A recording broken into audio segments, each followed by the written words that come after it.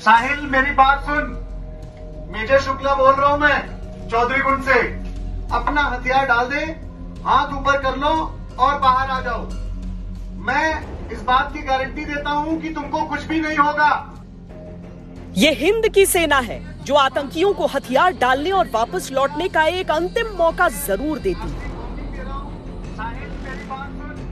जो मान जाते हैं उनकी जिंदगी बच जाती है। शोपियां के हाजीपुरा इलाके में शुक्रवार को ऐसा ही हुआ। लश्कर तैयबा का आतंकी साहिल अहमद डार सामने सेना और पुलिस, और आतंकी ने कर दिया सरेंडर। मैं इस बात की गारंटी देता हूं कि तुमको कुछ भी नहीं होगा।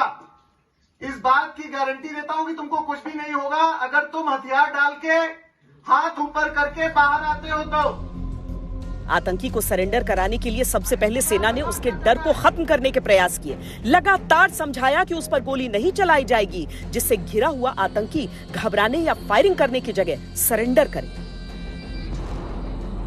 मैं सरेंडर लेने के लिए तैयार हूं। मैं चाहता हूं कि तू सरेंडर करे। तेरे घर वालों को जानता हूं, इसलिए चाहता हूं कि तू सरेंडर करे। उनके ऊपर इतनी दिक्कतें जो गुजरेंगी वो तू नहीं समझ सकता, इसलिए बोल रहा हूं कि तू हथियार डाल के हाथ ऊपर करके सरेंडर कर दे। रणनीति ये थी कि आतंकी को भरोसे में लेकर खुले में लाया जाए। यहाँ सेना ने आतंकी का भरोसा जीता था, अब बारी आतंकी की थी। एक बार खुले में आने के बाद हथियार से लैस न होने का सबूत देना था। इस प्रोटोकॉल का पालन करके ये सबूत दिए गए और फिर दोनों के बीच भरोसे का रिश्ता कायम होते ही आत्मसमर्पण पूरा। उल्टा हो जा, अब सीधा हो जा, सीधा हो जा, सीधा हो जा।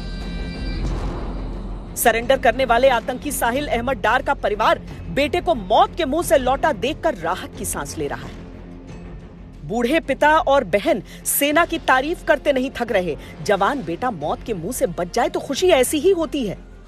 और आर्मी का भी शुक्रगुजार हूं कि इन्होंने मेरे बच्चे को जिंदगी बख्श दी, दोबारा जीने का मौका दिया, इसलिए मैं उनका खास शुक्रगुजार हूं। खासकर चौधरी गुंड का ऑफिसर शुक्ला मेजर ने मेरे बच्चे के साथ अच्छा सलूक किया और मुझे दोबारा बच्चे से मिलने का मौका दिया। पुलिस वाले की शुक्रगुजार हूँ कि उन्होंने हमारे भाई को बचाया था। किसी के बहकावे में आ गए, किसी ने बहकाया उसको और वो किसी के बहकावे में आ गए। लेकिन इसी एनकाउंटर में सेना ने एक आतंकी का सफाया कर दिया। लाइन बिल्कुल साफ है। सेना कश्मीर के भटके हुए जवानों को तो फिर से मुख्यधारा में शामिल होने का मौका देती है, लेकिन जो हथियार डालने को तैयार नहीं, उसके लिए कोई और रास्ता नहीं बचता। किसी भी आतंकी मुठभेड़ में सबसे मुश्किल काम होता है आतंकियों का सरेंडर लेना। सुरक्षा कर्मियों की अपनी जान पर बहुत बड़ा खतरा इस समय रहता है, लेकिन भारतीय सेना की यह नीति है कि जो सही रास्ते पर लौटना चाहता है उसे एक मौका दिया जाए। इसीलिए लगभग 1 साल से ये जो नीति चल रही है उसमें अब तक 9 आतंकियों का सरेंडर लिया जा चुका है, और सिर्फ 1 साल की बात कर ले तो 3 आतंकियों ने अभी तक सरेंडर किया है। और अगर सिर्फ इस ऑपरेशन को देख लीजिए तो जो सही रास्ते पर आने को तैयार नहीं हुआ वो सीधे पहुंचा जहन्नुम, और दूसरे टेररिस्ट को सही रास्ते पे लौटने का भारतीय सेना ने खुला मौका दिया। आतंकियों को जिंदा पकड़ना या सरेंडर कराना हमेशा ही जोखिम से भरा ऑपरेशन है, जहां दोनों तरफ विश्वास की कमी रहती है। पल भर में कुछ भी हो सकता है, एक गलती और फिर खून खराबा।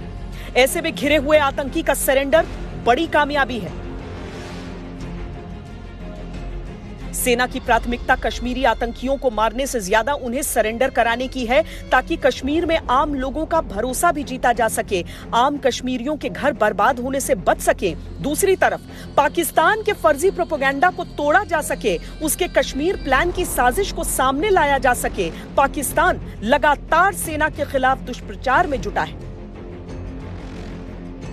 इस दुष्प्रचार में वो ये दिखाने में लगा है कि सेना कैसे जुल्म करती है, जबकि सच्चाई ये है कि एनकाउंटर में जो आतंकवादी मारे जा रहे हैं वो ज्यादातर पाकिस्तानी हैं, और स्थानीय युवक भटक कर अगर वापस लौटना चाहते हैं तो सेना एक मौका जरूर देती है।